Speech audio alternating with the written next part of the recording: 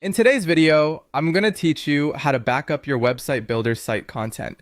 This is an essential process to ensure your hard work is safeguarded, and even if something goes awry, you'll always have a copy to fall back on. So let's dive into the steps you'll need to follow. First, you'll need to log into your Hostinger account. Head over to the hosting panel, which is your management dashboard. This is where you'll find all the tools and settings you'll need to work with your website. It might feel a bit daunting at first, but don't worry, I'm here to guide you through it.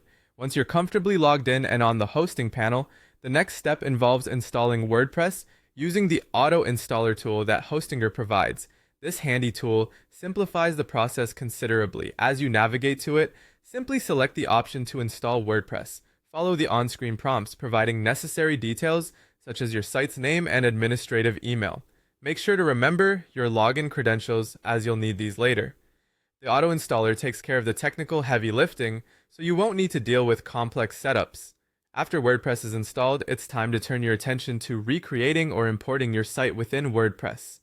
If you have an existing backup of your site, you can use various plugins that WordPress supports to import this directly. Alternatively, if you're starting from scratch or want a fresh look, you can explore WordPress themes, customize layouts, and use essential plugins to rebuild your website content.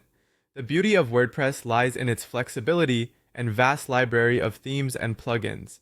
Take your time here to ensure your website reflects your brand's personality and functionality. Once you're satisfied with how your site looks and operates in WordPress, it's time to make it live by pointing your domain to the newly created WordPress site. To do this, you'll need to access your domain settings within the Hostinger panel. You'll be updating the name servers or DNS records to direct them towards your WordPress site. This step effectively reroutes any traffic from your domain name to your fresh WordPress setup, replacing the old website builder version with your new and updated site. And there you have it, just a few critical steps to make sure your website's content is effectively backed up and transitioned.